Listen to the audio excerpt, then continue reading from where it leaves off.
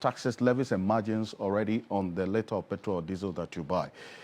And that is what citizens are looking at. The reason why it's already raised these concerns that we have seen as to the attendant hardship or the increasing cost of living that this levy will bring. This is it. Here's what we do know, which is the list of taxes, levies, and margins already on the liter of petrol or diesel that you buy. Energy debt recovery levy, road fund levy, energy fund levy, price stabilization recovery levy, sanitation and pollution levy, energy sector recovery levy you see there. Also, the special petroleum taxes. This is a tax that the likes of Kwame Jantua and others have been advocating that this should have been off our books a very long time ago. In fact, a number of the taxes I've just run through and the levies had some sunset clause. It should have been off our books, but it's still there.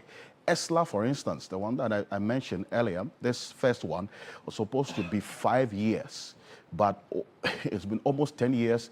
ESLA is still on our books. It's been amended now and increased. We have an additional 1 cedi on it. As to why that's the case is a question that we'll be finding out from the Energy Ministry.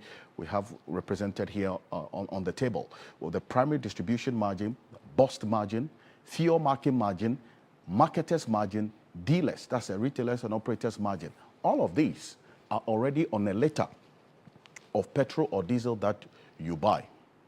Now, the fundamental question is, with all these taxes and levies and margins, which constitute almost about 30%, 35% of the liter, the cost of the liter of petrol or diesel that you buy, then we have this additional 1 cedi. This is the consequence of this 1 cedi that is going to be applied.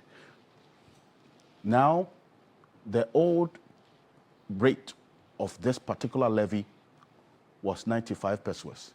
It's going to be increased by additional 1 cedi.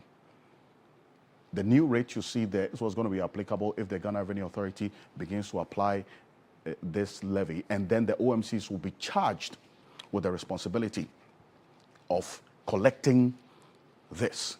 So if all things being equal, obviously it's going to impact on the price of petrol and diesel at the pumps. But the only one that is exempted as far as we see is LPG.